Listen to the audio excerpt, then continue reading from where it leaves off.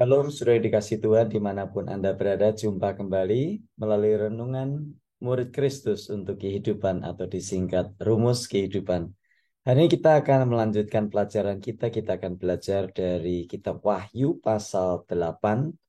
Dan ini adalah ayat-ayat terakhir dari kitab Wahyu pasal 8. Kemarin kita sudah membahas kitab Wahyu hingga ayat yang ke-11, yaitu malaikat yang ketiga yang meniup sangkakala. Dan hari ini kita akan belajar apa yang terjadi ketika malaikat yang keempat meniup sangkakala. Demikianlah ayat 12 dan ayat 13. Lalu malaikat yang keempat meniup sangkakalanya. Dan terpukullah sepertiga dari matahari dan sepertiga dari bulan dan sepertiga dari bintang-bintang, sehingga sepertiga daripadanya menjadi gelap dan sepertiga dari siang hari tidak terang, dan demikian juga malam hari. Lalu aku mendengar seekor burung nasa terbang di tengah langit dan berkata dengan suara nyaring, celaka, celaka. Celakalah mereka yang diam di atas bumi oleh karena bunyi sangkakala ketiga malaikat lain yang masih akan meniup sangkakalanya. Nah, kita sudah belajar tiga malaikat yang telah membunyikan sangkakala mereka, masing-masing mengakibatkan bencana mengerikan di bumi. Kalau kita belajar kemarin, sebagian besar nampaknya difokuskan pada masalah lingkungan, yaitu terjadi hujan es dan api, perusakan laut, keracunan air tawar. Apa yang terjadi ketika malaikat keempat meniup sangkakalanya? Ketika malaikat keempat meniup sangkakalanya, malapetaka di langit terjadi. Dikatakan kegelapan menutupi sepertiga matahari, sepertiga bulan, dan sepertiga bintang. Nah, apakah ini gerhana matahari? Saya tidak yakin akan hal itu, sebab kalau ada disebutkan gerhana matahari, lalu bagaimana dengan bintang? Apakah gerhana bintang juga? Tetapi yang jelas, sepertiga dari cahaya yang terjadi secara alami jatuh ke dalam kegelapan. Jadi kegelapan akan meliputi bumi dan juga langit. Nah, kalau kita pelajari tentang bencana atau penghakiman Tuhan atau penghukuman Tuhan atas bumi berupa kegelapan, ada yang Anda ingat tentang hal ini? Kalau kita belajar tentang bencana kegelapan ini, maka kita ingat akan peristiwa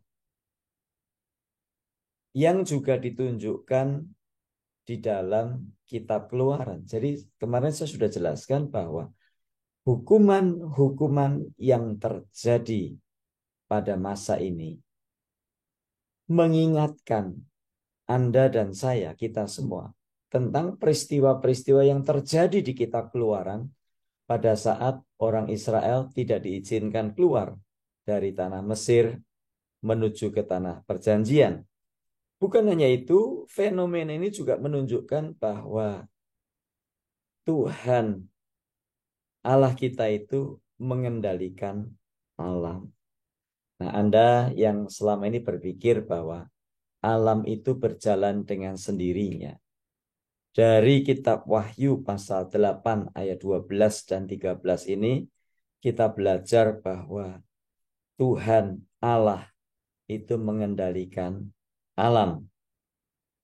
Nah, peristiwa yang dijelaskan di sini akan juga secara drastis mempengaruhi pertumbuhan tanaman, tenaga surya, iklim global, dan penggunaan energi. Akan terjadi kekacauan pada waktu itu karena kegelapan menutupi bumi dan juga tenaga surya terganggu. lalu juga iklim global terganggu, penggunaan energi terganggu, tanaman terganggu. Tetapi Anda tidak usah heran karena Tuhan Yesus sudah pernah menubuatkan hal itu di dalam Matius. eh, Kalau kita membaca di dalam Injil Lukas pasal 21 juga, kita membaca dalam Injil Matius juga disampaikan akan hal itu, bahwa akan ada tanda-tanda di matahari dan bulan dan bintang-bintang dan di bumi. Kesesakan bangsa-bangsa akan semakin semakin bertambah karena gemuruh laut dan ombak, orang-orang pingsan karena ketakutan, karena kuasa langit akan terguncang. Jadi banyak orang akan ketakutan pada masa itu karena fenomena-fenomena yang terjadi di atas langit. Bumi akan tergoncang, bahkan ilmuwan bumi yang paling terkenal pun tidak akan bisa menjelaskan, dan kepanikan akan menguasai populasi bumi.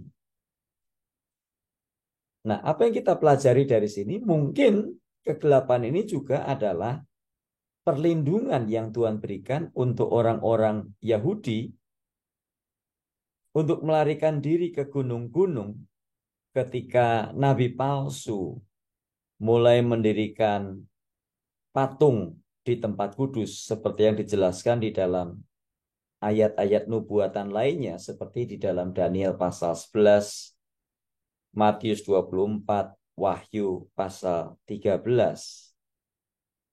Dan ayat selanjutnya, ayat terakhir dari pasal 8, Rasul Yohanes melaporkan bahwa ia mendengar seekor burung nasar. Apa itu burung nasar?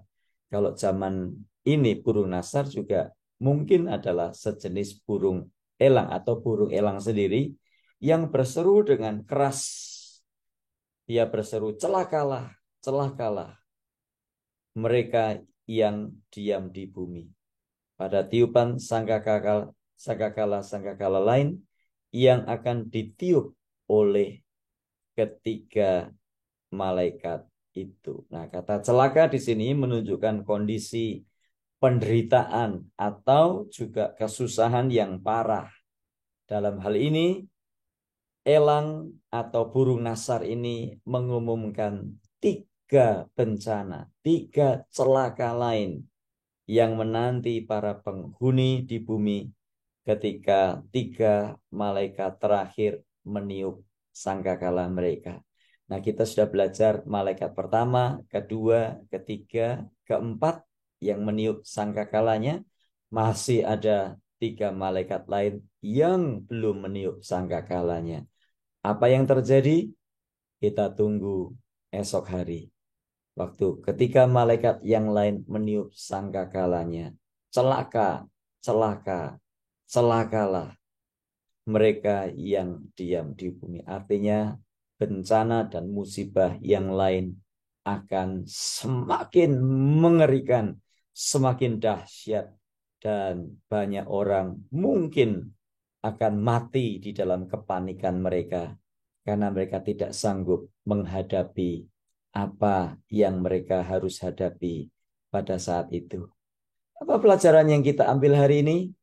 Kita sudah belajar bagaimana waktu malaikat keempat meniup sangkakalanya, maka sepertiga dari matahari, sepertiga dari bulan, sepertiga dari bintang-bintang akan terpukul sehingga sepertiga daripadanya menjadi gelap, sepertiga dari siang hari tidak terang, dan juga malam hari.